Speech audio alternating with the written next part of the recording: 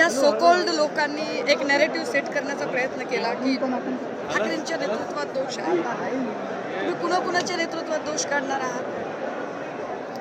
तृणमूल काँग्रेसमध्ये दोष काढणार, आम आदमी पार्टीमध्ये दोष काढणार, सपामध्ये दोष काढणार, DMK मध्ये दोष काढणार, NCP मध्ये दोष काढणार. हे दोष वगैरे सगळा एक नॅरेटिव्ह सेट करण्याचा प्रकार आहे. भाजपाची भूक मोठी आहे, पण डिलिमिटेशन बिल पास झाल्यानंतर ज्यांनी ज्यांनी भाजपच्यासाठी हे सगळे पक्षफोडी केली आहे ते सगळ्यांचंच पोतेरं होणार आहे. या सगळ्यांमध्ये नुकसान कोणाचं आहे? नुकसान कार्यकर्त्यांचं आहे. नेते सेट होतील, नुकसान कार्यकर्त्यांचं.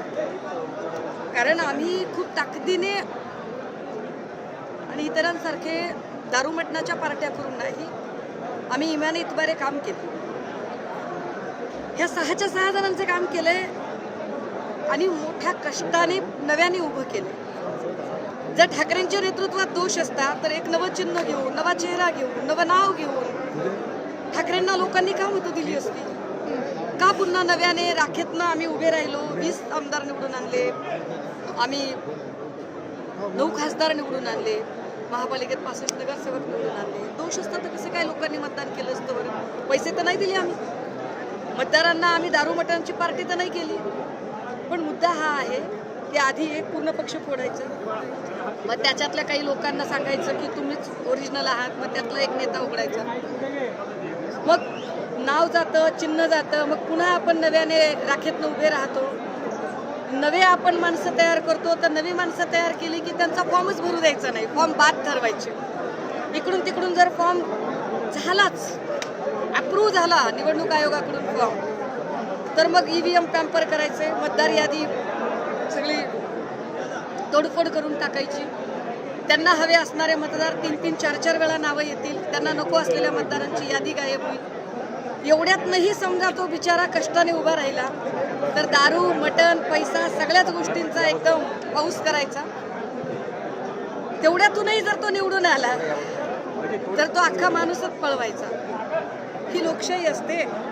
आणि तो माणूस पळवल्यानंतर 4-4, 5-5 वर्ष त्याचा निकालच लागू द्यायचा नाही, म्हणजे न्यायव्यवस्था निकाल देणार नाही.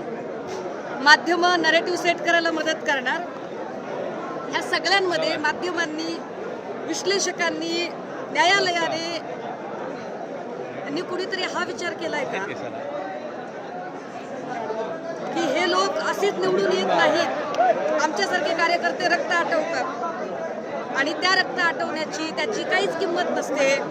उद्या काय गॅरंटी आहे की जे 6 गेलेत आणि ते निवडून आले उद्याला, समजा उद्या शिंदेंनी ढिगावने पैसा खर्च केला आणि 6 जणांना निवडून आणलं आणि अमित शहाने शिंदेनी जी बोली लावली होती त्याच्या चौपट बोली लावली, तर तिकडे उडी टाकणार नाही त्याची काय गॅरंटी आहे? जो एक बार बिक सकता है वो बार बार बिक सकता है, वो बिकाऊ ही है. और ऐसे बिकाऊ लोगों से लोकतंत्र बनता है. आणि मोदी लोकतंत्र आणणार आहेत. Absolute power, absolute corruption. जेव्हा मोदींनी हे सगळं नाटक केलं, एका 1 नेशन 1 पार्टी 1 इलेक्शनच्या दिशेने हा देश जातो, एका डिक्टेटरशिपच्या दिशेने. आणि त्यांनी स्पष्ट संदेश दिला. मी 3 दिवस झाला सांगते की either we will set you or we will shoot. आमच्यासोबत आलात तर आम्ही सेट करू, आमच्या विरोधात केला तर आम्ही तुम्हाला शूट करू. सगळ्या विरोधी पक्षाच्या नेत्यांनी आता एकदा ठरवावं लागेल कडे, कारण आता कार्यकर्त्यांची भरपट बस झाली की तुम्हाला खरंच जर आपली बहीण, आपली बायको, आपली मेहुणी, मेहुणीची पाहुणी, आपली वंशावळ ही सेट करायची आहे सबमिसिव्ह होऊन, का या संसदीय लोकशाहीच्या खातीर प्रसंगी शूट व्हायची तयारी ठेवायची आहे? आम्ही शूट व्हायला तयार आहोत.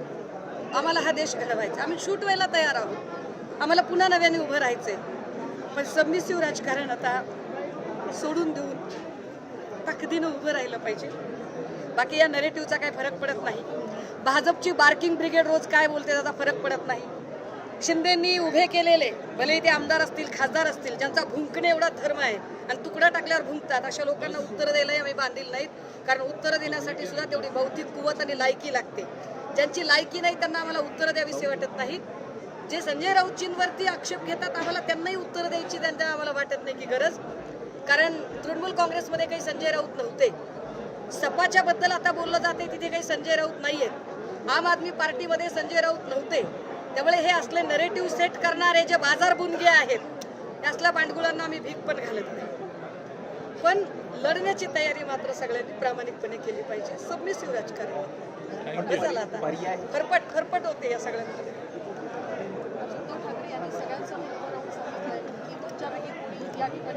त्यांना काय अधिकार आहे? त्यांना काय अधिकार आहे? मी नेता नाही म्हणायचा. आम्ही नेता म्हटले ना त्यांना, ते नेते आहेत आमचे. त्यांना अधिकार नाही की मी नेता नाही तुमचा म्हणायचा. आम्ही आम्ही आम्ही त्यांना कसं काय बरं सोडू आणि कसं काय आम्ही रजा देऊ? त्यामुळे ते नाही बोलायचं. त्यांनी बाकी काही बोलायचं, ते नाही बोलायचं. आम्ही लढायला तयार आहोत. आम्ही पुन्हा पीक आणायला तयार आहोत. आम्ही पुन्हा मशागत करायला तयार आहोत. आम्ही पुन्हा पेरणी करू. आम्ही पुन्हा पीक टरारून उगवून आणू. पुन्हा चोरायचं असेल तर चोरा, पण टायगर बिगर म्हणू नका. Y+ सुरक्षित तुम्ही जिथं फिरता, Y+ सुरक्षित टायगर कधी फिरत नसतो, उंदरं फिरत असतात. उंदरांना या सगळ्या पिंजऱ्यांची आणि सगळ्यांची गरज असते. त्यामुळे तुम्ही टायगर बिगर काही म्हणू नका स्वतःला. उद्धव ठाकरे असं म्हणतात ऑपरेशन कमळ करावं लागेल, त्यासाठी तुम्ही रणनीती ते आम्ही काय करायचं ते करू. आम्ही बघू. काय माहितीये का, आम्ही पुन्हा बोलतोय, भाजपसोबत लढायला आम्ही खंबीर आहोत, आम्ही तयार आहोत. आम्हाला वाईट कशाचं वाटतंय की आमच्या सोबत जी राहिली, आम्ही ज्यांना फार आमच्या जवळचं मानले, आपुलकीचं मानले. मला कालपासून माझं मला हे पचवताच येत नाहीये की ओमराजे असं करू शकतात. हे पचतच नाहीये मला. हे माझ्या जरा जड जाते हे पचायला. हे अपेक्षित नाहीये मला त्यांच्याकडून, अजिबातच नाही. कुठल्या विकासाच्या गप्पा मारतायत, कुठल्या निधीच्या गप्पा मारतायत. मग राजाभाऊच्या मतदारसंघात नाहीये विकास, अनिल भाऊंच्या मतदारसंघात नाहीये विकास, अरविंद भाईंच्या मतदारसंघात नाही. ते सुद्धा तर सेम परिस्थिती फेस करतायत ना. राजाभाऊ तुम्ही खासदार तरी आहात रे, आम्ही आमदारही नाही खासदारही नाहीये. आम्ही मरतोय ना, आम्ही लढतोय ना. आमच्या कष्टाची थोडी तर किंमत ठेवा. वाटत नाहीये की तुम्ही आमच्या कष्टाचा अपमान केलाय? म्हणजे ही कार्यकर्त्यांची फरफट आहे. आणि असं झालं तर कुणालाही सगळ्यात मोठी गोष्ट कार्यकर्ता लाभणं असतं. अशा बदमाशांना विकले जाणाऱ्या लोकांना पुन्हा कार्यकर्ता लाभणार नाही.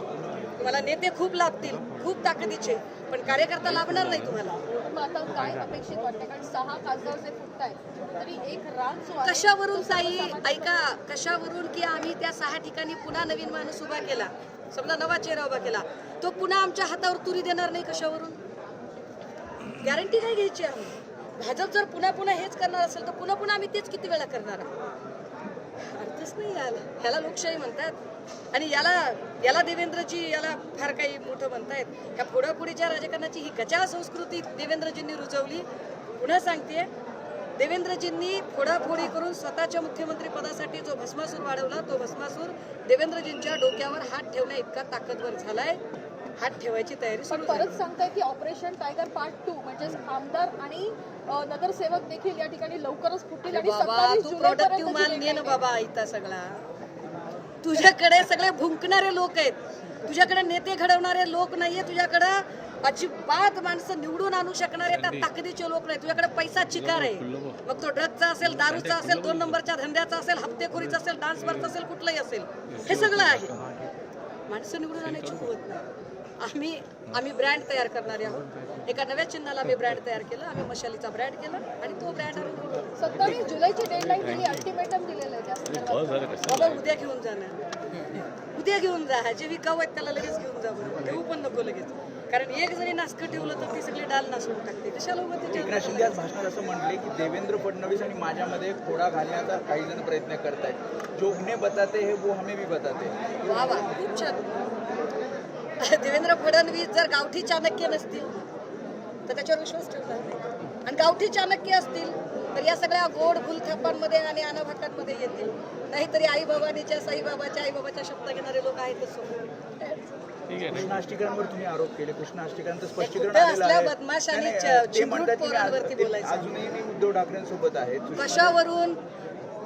कृष्णा आष्टीकर जर उद्धव ठाकरेंसोबत असेल ना तर आपल्या बापाच्या प्रतिमेला जोडे मारो आंदोलन उद्या कर म्हणाव. कर उद्या जोडे मारो आंदोलन. उद्या आपल्या बापाच्या नावानं पिंडदान करून दाखव. कुणाला सांगताय शानपण आणि कुणाला येड्यात काढताय तुम्ही? बाप तसा बेटा काय, जाऊ दे मरू दे.